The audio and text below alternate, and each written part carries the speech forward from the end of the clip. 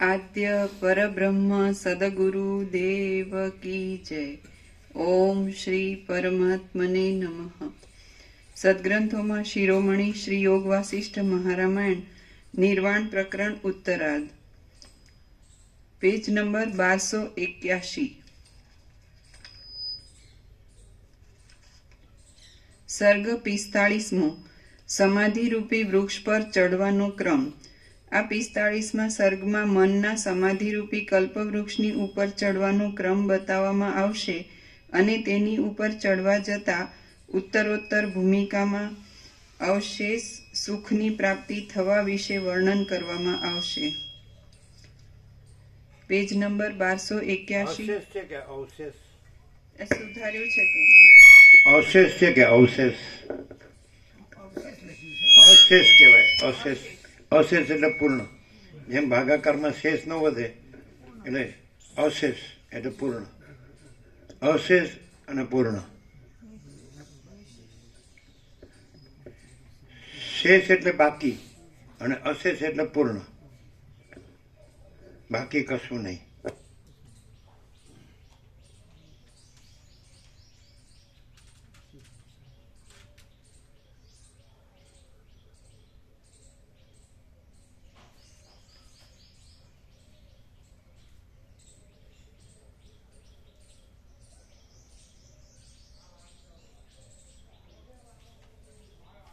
અશેષ સમજાય જ ને?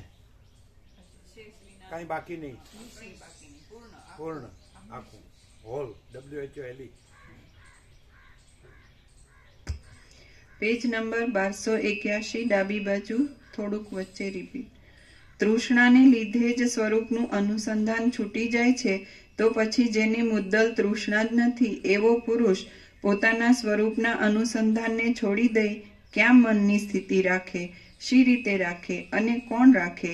અથવા તો તૃષ્ણા વિનાનો વિરક્ત વિવેકી પુરુષ પોતે અનંત બ્રહ્મરૂપ જ થઈ રહેલો હોય છે અને વ્યાવહારિક આવશ્યક કાર્યમાં બીજાઓને આભાસરૂપ જણાતી તેની તૃષ્ણા પણ ખરી રીતે બ્રહ્મરૂપ જ થઈ ગયેલી હોય છે। આથી તેને વખતો વખત ભલે બાહ્ય પદાર્થોનો ગમે તેવો બોધ થતો હોય પરંતુ તે બોધ તેને વિક્ષેપ કરી શકતો નથી। જેમ પાંખોથી રહિત થયેલો પર્વત પોતાની મેળે જ ધરતી ઉપર સ્થિર થઈ રહે છે તેમ તૃષ્ણાથી રહિત થઈ રહેલા વિવેકી પુરુષને પણ અનંત જ્ઞાન પોતાની મેળે જ પ્રાપ્ત થવા લાગે છે। જેમ સારી રીતે પ્રજળેલ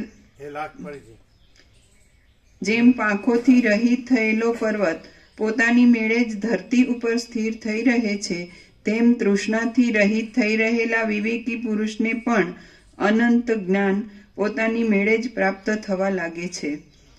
જેમ સારી રીતે પ્રજ્વળેલા અગ્નિમાં ઘીનું ટીપું રહી જ શકતું નથી તેમ શુદ્ધ ચૈતન્ય તત્વને પોતાના આત્મા રૂપે અપરોક્ષપણે અનુભવનારા તત્વજ્ઞ પુરુષને જ્ઞાનના પ્રભાવથી સદાકાળ સહજ સમાધિ સિદ્ધ રહે છે। જેમ સારી રીતે પ્રજ્વળેલા અગ્નિમાં ઘીનું ટીપું રહી જ શકતું નથી તેમ શુદ્ધ ચૈતન્ય તત્વને પોતાના આત્મા રૂપે અપરોક્ષપણે અનુભવનારા તત્વજ્ઞ પુરુષને જ્ઞાનના પ્રભાવથી સદાકાળ સહજ સમાધિ સિદ્ધ રહે છે। પછી તેને સમાધિના પ્રયત્નની કશી જરૂર રહેતી નથી। વિષયો તરફ પરમ વૈરાગ્ય હોવો એ જ સમાધિ કહેવાય છે અને જેણે એ વૈરાગ્ય મેળવ્યો હોય તે પરબ્રહ્મ પુરુષને ખરેખર નમસ્કાર હો।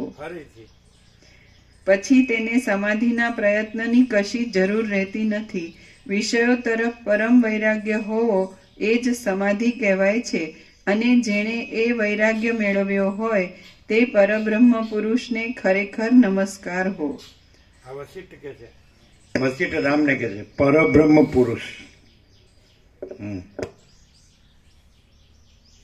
અને વશિષ્ઠ નમસ્કાર કરે છે અને સદાશિવ વશિષ્ઠને કૈલાસમાં કહે છે કે જે પુરુષ નિરંતર આવા આત્માનુસંધાનમાં રહે છે હે વશિષ્ઠ મુનિ, એમાં હું આ સદાશિવને તમે વશિષ્ઠ મુનિ સેવક જેવા છીએ।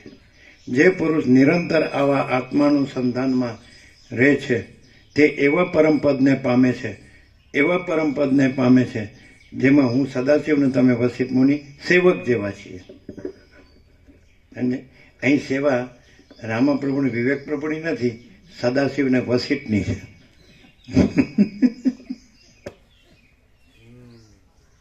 અને એ પરમપદ વિવેક પ્રભુ ભગવાન શબ્દ બોલે એટલે છેતરાય એવું નથી.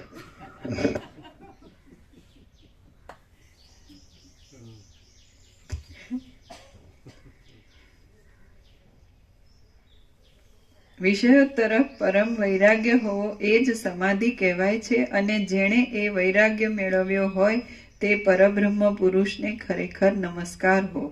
વિષયો વિશેનો જેનો વૈરાગ્ય પ્રૌઢતા પામ્યો હોય છે તેના ધ્યાનનો ઇન્દ્ર આદિ દેવતાઓ કે દૈત્યો પણ ભંગ કરવા શક્તિમાન થઈ શકતા નથી. વિષયો વિશેનો જેનો વૈરાગ્ય પ્રૌઢતા પામ્યો હોય છે તેના ધ્યાનનો ઇન્દ્ર આદિ દેવતાઓ કે દૈત્યો પણ ભંગ કરવા શક્તિમાન થઈ શકતા નથી. કામ અને રતિએ તો સદાશિવની સમાધિનો ભંગ કર્યો છે.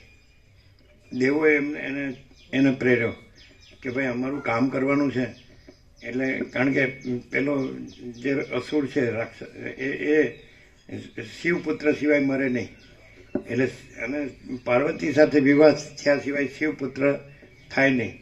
એટલે કાર્તિક સ્વામી, મુરુગન સ્વામી એ થાય પછી પેલો હતો ને અસુર તાડકાસુર, એનો વધ શિવપુત્ર સિવાય થાય નહીં. એટલે કામને પ્રેરો. એટલે કામે પોતાની બધી કળા અજમાવી અને શિવને સમાધિ ભંગ કર્યો. એટલે શિવે ત્રિનેત્ર ખોલીને કામને ભસ્મ કર્યો છે ને. પણ આ એવું કાંઈ થાય એવું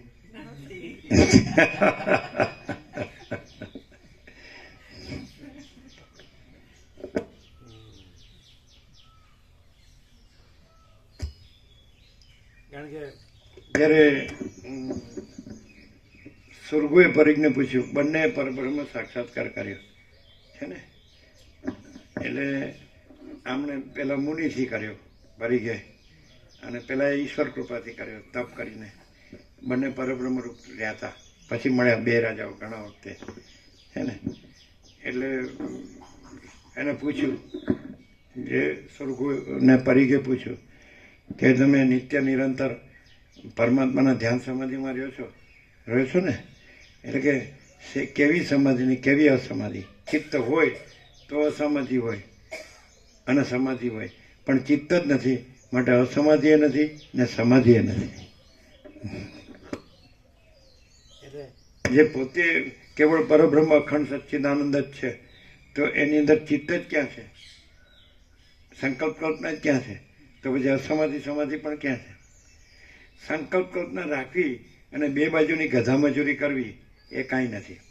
એક બાજુ આ ધન ને ઘર ને એની બધી ગધા મજૂરી, અને એક બાજુ આ બ્રહ્મ સાક્ષાત્કારની ગધા મજૂરી. તો આ જે પોતે પૂર્ણ બ્રહ્મ અનંત તેજગન અનંત ચિતગન જે અમે પોતે જ છીએ, તો એમાં બીજું કોઈ છે? બીજું કાંઈ છે? બીજું કાંઈ થાય છે? તો કોઈ બાજુની ગધા મજૂરી છે? આ ડબલ. એટલે ઘરે સંભાળવું છે અને ભગવાને બોલવું છે. પણ ભગવાન હોતા નથી, ઘર જ હોય છે. અને ઘરે હોતું નથી, કારણ કે એ શું છે? સંકલ્પ કલ્પના. તમે શું બોલ્યા? હા, સંકલ્પ કલ્પના છે જ નહીં. હવે માણસ છે એ કેટલી જુદી જુદી જગ્યાએ નથી રહ્યો. તો જ્યાં રહે ત્યાં ઘર કહેવાય ને. તો પછી કયું સાચું? અને ઘણા જન્મો થયા તેમાં કયું ઘર સાચું અને કયા ઘરના સાચા? અને ઘણા જન્મો થવાના તો કયું ઘર સાચું અને કયા ઘરના સાચા? આને શું કરવાનું? આગળના સાત જન્મના અને આવનારા 7 જન્મના એ 14 જન્મના ઊભા રાખવાના. પછી એને કહેવાનું, આમાં તારો કયો દેહ અને દેહનું હું મારું સાચું? આ 14માંથી આગલા 7 એમાં તારો આ દેહ અને દેહથી બધું હું મારું, જે હોય સ્ત્રી પુત્ર ઘર ધન માન બધું. અને આવનારા 7 તેમાં હવે એને કહેવાનું, આમાં કયો તું અને કયું તારું? એટલે કે પણ અત્યારે મારું જે છે એમાં મારી પાકી નિષ્ઠા છે. એટલે તમે આવું બધું વસિત પ્રકાશથી કહી અને અમારી નિષ્ઠાને ડગમગાવી દો છે. માંડ વેલ સેટ થયા છે. બધું બદલાય છે, પરબ્રહ્મ બદલાતા નથી. અને જે બદલાતા નથી એ જ સત્ય છે, જે બદલાય છે એ અસત્ય છે.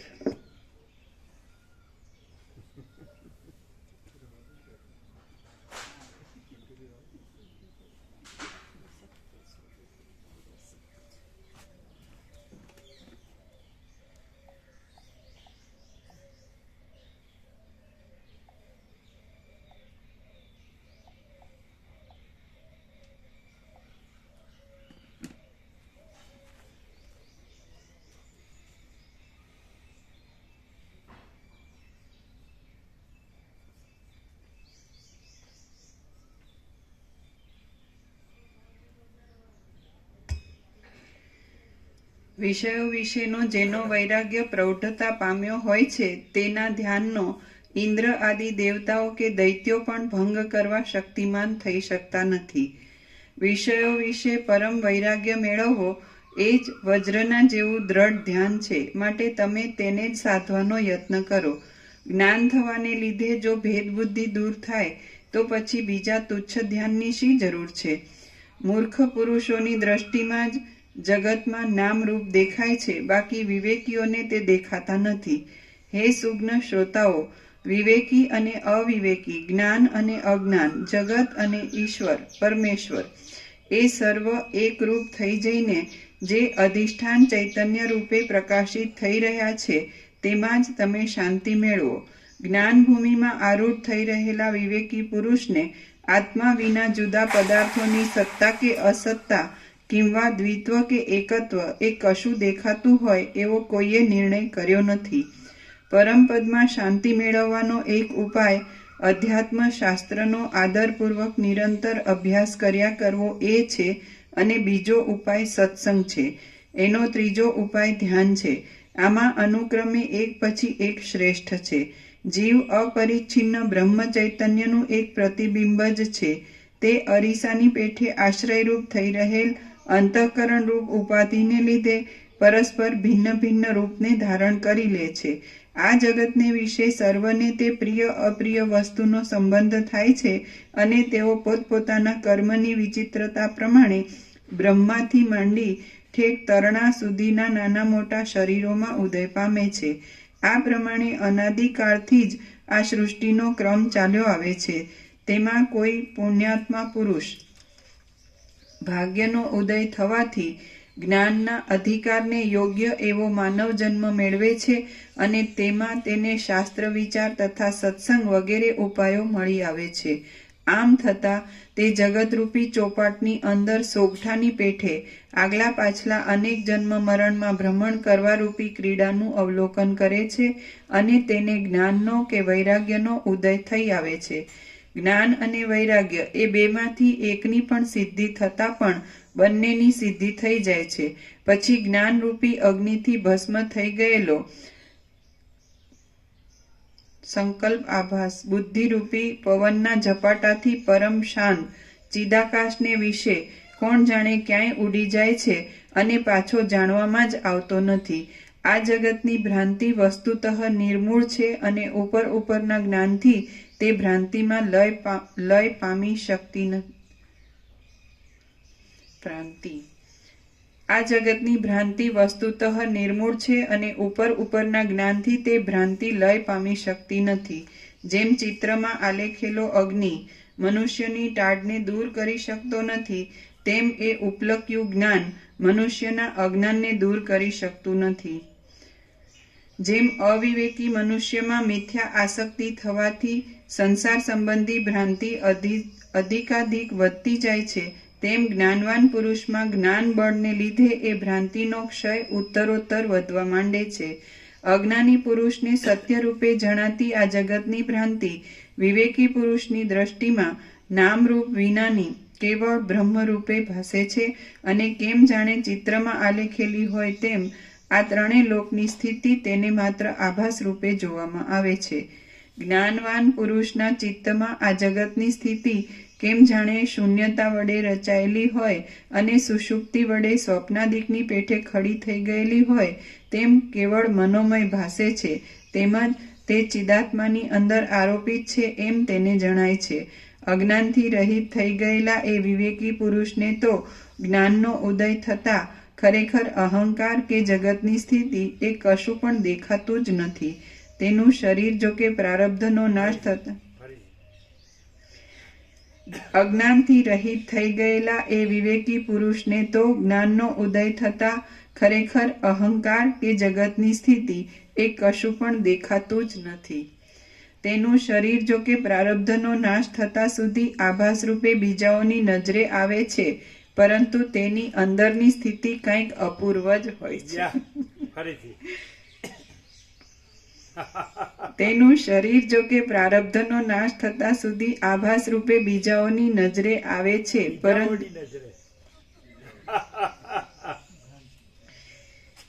પરંતુ તેની અંદરની સ્થિતિ કંઈક અપૂર્વ જ હોય છે. કંઈક જ્ઞાન અને કંઈક અજ્ઞાન એ બંને વડે વીંટાયેલું ચિત્ત જરા લીલા અને જરા સૂકા એવા લાકડાની પેઠે અર્ધદગ્ધ અવસ્થામાં રહે છે. કંઈક જ્ઞાનને લીધે તે એક તત્વ તરફ રુચિવાળું હોય છે અને કંઈક અજ્ઞાનને લીધે તે જગતના પદાર્થો વડે વિક્ષિપ્ત રહેવાથી બરાબર આત્માકાર રહી શકતું નથી. એવા અર્ધદગ્ધ ચિત્તવાળા પુરુષોમાં જો અજ્ઞાનનો ભાગ વિશેષ હોય તો તેઓ પરસ્પર વિવાદો કરે છે, અને જો જ્ઞાનનો ભાગ વિશેષ હોય તો તેઓ એકબીજામાં મિત્ર ભાવને પ્રાપ્ત થઈ જાય છે. જેમ સાતમી ભૂમિકામાં આરૂઢ થયેલો સમાધિનિષ્ઠ પુરુષ જાગ્રત, સ્વપ્ન અને સુષુપ્તિ એ ત્રણેયના સ્વભાવને જાણતો નથી, તેમ પરિપક્વ જ્ઞાનવાળો પુરુષ પણ લોકોત્તર સ્થિતિને પહોંચી ગયેલો હોવાથી જગતની સત્તા કે અસત્તાને પોતાને કશું પ્રયોજન ન હોવાને લીધે દેખતો જ નથી. વસ્તુતઃ જોતા વાસના જ મનરૂપ છે અને અવસ્તુરૂપ મિથ્યા હોવાથી પોતાના વિચાર વડે નાશ પામી જાય છે, એટલે મોક્ષની પ્રાપ્તિ થાય છે. બાકી વાસનાના નાશથી આત્માનો નાશ થતો નથી. મોક્ષની ઈચ્છા કરનાર એ મનરૂપી હરણી ઉપર કહ્યા પ્રમાણે ક્રમે કરી અંકુર, થડ, શાખા, પલ્લવ, પુષ્પ અને ફળ સુધી સંપૂર્ણ પાકી જવાથી કાળે કરી પોતાની મેળે જ વૃદ્ધિ પામેલ જ્ઞાનરૂપી ફળને ધારણ કરી રહેલા એ સમાધિરૂપી વૃક્ષમાંથી અખંડ બ્રહ્માકાર વૃત્તિ વડે અનુભવમાં આવતા પરમાનંદરૂપી અતિ શ્રેષ્ઠ રસાયન ફળનું ભક્ષણ કરીને સંસારરૂપી બેડીમાંથી મુક્ત થઈ જાય છે. શ્રી યોગ વાસિષ્ઠ મહારામાયણ એટલે જે વૃક્ષ સમાધિરૂપી વૃક્ષ હતું એનું ફળ પરમ આનંદરૂપી ફળ. મોક્ષની ઈચ્છા કરનાર એ મનરૂપી હરણી ઉપર કહ્યા પ્રમાણે ક્રમે કરી અંકુર, થડ, શાખા, પલ્લવ, પુષ્પ અને ફળ સુધી સંપૂર્ણ પાકી જવાથી કાળે કરી પોતાની મેળે જ વૃદ્ધિ પામેલ જ્ઞાનરૂપી ફળને ધારણ કરી રહેલા જ્ઞાનરૂપી ફળને ધારણ કરી રહેલા એ સમાધિરૂપી વૃક્ષમાંથી અખંડ બ્રહ્માકાર વૃત્તિ વડે અનુભવમાં આવતા પરમાનંદરૂપી અતિશ્રેષ્ઠ રસાયન ફળનું ભક્ષણ કરીને સંસારરૂપી બેડીમાંથી મુક્ત થઈ જાય છે. શ્રી યોગ વાસિષ્ઠ મહારામાયણમાં નિર્વાણ પ્રકરણના ઉત્તરાર્ધનો મન હરણી ઉપાખ્યાન નામનો સર્ગ 45મો સમાપ્ત. આનંદ પ્રભુને બધા આજે પેલું સફેદ લગાડે છે, સેવા છે. સર્ગ 46મો સમાધિનું ફળ. આ 46મા સર્ગમાં સમાધિરૂપી વૃક્ષનું ફળ ખાવાથી મનની જેવી સ્થિતિ થાય છે તે વિશે અને વિષયો તરફ જેવો દ્રઢ વૈરાગ્ય કાયમ રહે છે તે વિશે વર્ણન કરવામાં આવશે. આ 46મા સર્ગમાં સમાધિરૂપી વૃક્ષનું ફળ ખાવાથી મનની જેવી સ્થિતિ થાય છે તે વિશે અને વિષયો તરફ જેવો દ્રઢ વૈરાગ્ય કાયમ રહે છે તે વિશે વર્ણન કરવામાં આવશે. વસિષ્ઠ બોલ્યા, પાના નંબર 1283, સર્ગ 46મો. વસિષ્ઠ બોલ્યા, પરમાર્થરૂપી ફળનો સાક્ષાત ઉપભોગ કરવાથી ચિત્ત મોક્ષને વિશે પરિણામ પામે છે. એટલે છેવટની આત્મ સાક્ષાત્કાર કરનારી વૃત્તિ પણ અસત્ય ભાસે છે અને એ મનરૂપી મૃગ પરમાર્થ આત્મરૂપ થઈ જાય છે. પછી તે મૃગપણું ખૂટી ગયેલા તેલવાળા દીવાની જેમ કોણ જાણે ક્યાંય જતું રહે છે અને તેને અનંત પ્રકાશ કરનારી પરમાર્થ દશા જ પ્રાપ્ત થાય છે. સમાધિરૂપી કલ્પવૃક્ષના પરમાર્થરૂપી ફળને પામ્યા પછી પ્રકાશ, અનંત પ્રકાશ, અનંત આનંદ, અનંત શાંતિ બધું આવી ગયું ને. પછી તે મૃગપણું ખૂટી ગયેલા તેલવાળા દીવાની જેમ કોણ જાણે ક્યાંય જતું રહે છે અને તેને અનંત પ્રકાશ કરનારી પરમાર્થ દશા જ પ્રાપ્ત થાય છે. સમાધિરૂપી કલ્પવૃક્ષના પરમાર્થરૂપી ફળને પામ્યા પછી મન આત્મભાવને પ્રાપ્ત કરે છે અને પાંખો વિનાનો થઈ રહેલો પર્વત જેમ સ્થિર થઈ બેસે છે તેમ તે વજ્રના જેવી અચળ સ્થિતિને ધારણ કરે છે. ત્યારે એવું મનપણું જેના વડે બાહ્ય પદાર્થોનું મનન થાય છે તે પણ ક્યાંય ભાગી જાય છે અને શુદ્ધ બોધ જ અવશેષ રહે છે. એ બોધનો કોઈ વખત બાદ થઈ શકતો નથી. તે નિરવયવ છે, અનંત છે, પૂર્ણ છે અને તે વિભાગ વિનાનું ચૈતન્ય સ્વરૂપ છે. વિભાગ વિના એમ નહીં, એ બોધ જ ચૈતન્ય છે. લાગવું એમ મને આ લાગે છે કે હું આ છું ને, આ જગત છે ને, હું છે ને, મારું છે, પુરુષ સ્ત્રી ને પ્રજા ને પ્રજાની પ્રજા, આ બધું લાગવું એ જ બોધ. સમજે? લાગવું એ બોધ એ ચૈતન્ય છે. એ ચૈતન્ય છે, એ ચિદાકાશ છે. સમજે? પછી લાગવામાં અજ્ઞાન લાગે કે જ્ઞાન લાગે, તો લાગવામાં અજ્ઞાને નથી ને જ્ઞાને નથી. બોધમાં ચૈતન્ય એ અનંત છે, નિરવયવ છે, ભાગરહિત છે, પૂર્ણ છે. એ ખ્યાલ આવે? આ લાગવું બોધ, બોધને ચૈતન્ય કીધું.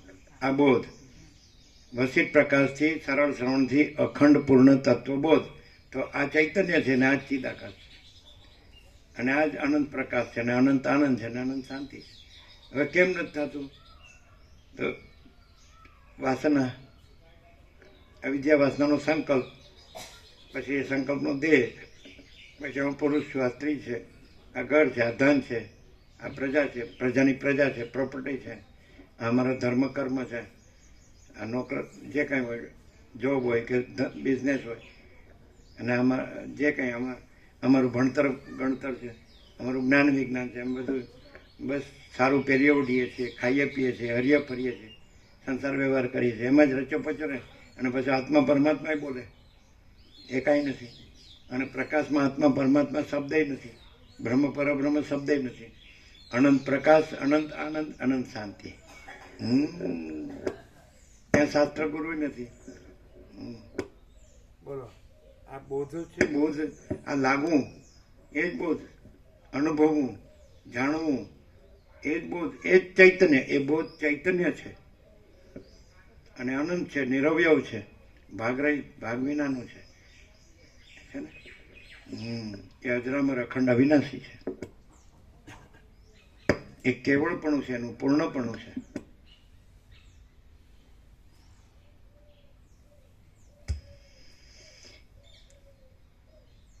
ત્યારે એવું ક્લિયર થાય છે. શું ક્લિયર થાય છે? હું દેહ છું, હું પુરુષ છું, આ સ્ત્રી છે, આ પ્રજા ને પ્રજાની પ્રજા છે, આ સંસાર વ્યવહાર છે, આ ઘર છે, ધન છે, આ જોબ છે કે બિઝનેસ છે, ગમે આ ભણતર ગણતર છે, આ દેશ અને દુનિયા છે, અત્યારની આ લાઈફસ્ટાઈલ છે, એમાં અમે સારું બધું, અમારે બધું સારું છે, સુખી છીએ, પૈસા છે, સારું પહેરીએ ઉડીએ છીએ, સારું ખાઈ પીએ છીએ, સારા વાર તહેવાર પર્વ ને ઉજવીએ છીએ, સારો બધા પ્રસંગો કરીએ છીએ. તો આ લાગવું, આ જે બોધ છે એ બોધમાં આ બધું નથી. એ પ્રકાશ છે, એ ચૈતન્ય છે, એ આનંદ શુદ્ધ ચિદાકાશ છે. સમજે કે નહીં? એટલે લાગવું એમાં જે કાંઈ નથી એ લાગવું એ ખોટું લાગવું છે. અને ખોટું લાગવું જોઈએ. તો જે લાગવું છે, શુદ્ધ લાગવું છે, એ શુદ્ધ બોધ છે. નિત્ય શુદ્ધ બોધ રૂપમ એન્ડ પ્યોર કોન્શિયસનેસ, શુદ્ધ પ્રકાશ, શુદ્ધ ચૈતન્ય, શુદ્ધ જ્ઞાન, શુદ્ધ અનુભવ, શુદ્ધ બોધ. તો એ ચૈતન્ય છે અને એ જ આનંદ શુદ્ધ ચિદાકાશ છે. હવે જ્ઞાની અજ્ઞાનીમાં કેટલો ડિફરન્સ છે? અધિષ્ઠાન તો એક જ છે, સમજે છે ને? તો જ્ઞાન છે ત્યાં અજ્ઞાન નથી, અને પછી આનંદ શુદ્ધ ચિદાકાશ જ છે. પછી જ્ઞાન અજ્ઞાન નથી. અજ્ઞાન નથી કહેવા માટે ચૈતન્યને જ્ઞાન કીધું છે, પણ અજ્ઞાન નથી એટલે ચૈતન્યને જ્ઞાન કહેવા પણ નથી. અને ચૈતન્ય છે એટલે આનંદ શુદ્ધ ચિદાકાશ જ છે.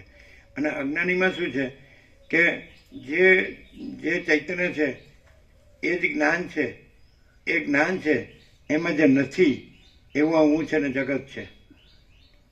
એટલે ત્યાં જ્ઞાનને આવરણ થાય છે. જ્ઞાનમાં તો અજ્ઞાન નથી, અને જ્ઞાન છે ત્યાં જ અજ્ઞાન દેખાય, અને અજ્ઞાન સાથે તાદાત્મ્ય અભિનિવેશ અભિમાન થાય. જ્ઞાનમાં અજ્ઞાન નથી એટલે અજ્ઞાનમાં આ હું ને જગત છે, દ્રષ્ટા દ્રશ્ય છે, આ સ્ત્રી પુરુષ છે, આ ઘર ધન છે, પ્રજા છે, બધું પ્રોપર્ટી, સમજે? આ બધા સંસાર વ્યવહાર છે. તો એ જ્ઞાનમાં નથી, સમજે? એટલે જ્ઞાન છે એની સાથે અજ્ઞાન જોડવાથી આવું બધું લાગે છે. જેમ કે જાગ્રત હોય એને સ્વપ્નમાં પછી સ્વપ્નને પોતાની સાથે જોડવાથી પોતે સ્વપ્ન પુરુષ છે, પોતાની સ્વપ્ન સૃષ્ટિ છે, પણ પોતે જાગ્રત છે અને પોતે સ્વપ્ન નથી, સમજે? એટલે જ્ઞાન છે તો એમાં અજ્ઞાન નથી. એટલે જ્ઞાન છે એ ચૈતન્ય છે ને એ અનંત શુદ્ધ ચિદાકાશ છે. અને જ્ઞાન પોતાની સાથે આ કાંઈ નથી એને ક્યાંથી જોડે? જાગ્રત પોતાની સાથે સ્વપ્નને ક્યાંથી જોડે? સ્વપ્ન પુરુષને સ્વપ્ન સૃષ્ટિ. તો આ જગત સ્વપ્ન છે, આ જીવ સ્વપ્ન પુરુષ છે, અને આ એની સ્વપ્ન સૃષ્ટિ છે. એનું આ બધું હું મારું ને જન્મ મૃત્યુ ને સુખ દુઃખ ને રાગ દ્વેષ ને બડા છોટા ભલા બુરા ભેદાભેદ ને બધું, તો એ તો કંઈ છે જ નહીં. અને શુદ્ધ જ્ઞાન છે, કેવળ જ્ઞાન, એ કેવળ જ્ઞાન છે, એ કેવળ ચૈતન્ય છે, અને એ કેવળ અનંત શુદ્ધ ચિદાકાશ છે. તો એ કેવળ સ્વરૂપ છે, જ્ઞાને નથી. પછી અજ્ઞાન બાધિત છે કેવા પૂરતું ચૈતન્યને જ્ઞાન કીધું છે, એ પણ આરોપ છે. અને શુદ્ધ ચૈતન્યમાં જ્ઞાન એવો આરોપ એ નથી, તો પછી અજ્ઞાનનો આરોપ તો હોય જ ક્યાંથી? શું કહો છે? ક્લિયર થાય? એટલે આવું શાસ્ત્રમાં આવી રીતે નિરૂપણ છે.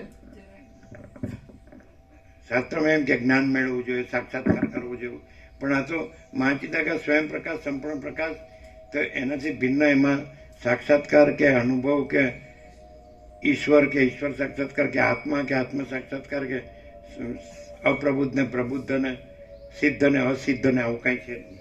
અને મહાચિદાકાશ સ્વયં પ્રકાશ સંપૂર્ણ પ્રકાશ, અમે પોતે જ મહાચિદાકાશ સ્વયં પ્રકાશ સંપૂર્ણ પ્રકાશ છીએ. એ કેવળ સ્વરૂપ છે, અને એમાં બીજું કાંઈ નથી, બીજું કાંઈ થતું નથી. સ્વરૂપ છોડતું નથી, અને સ્વરૂપથી બીજું થતું નથી. પૂર્ણ વિરામ.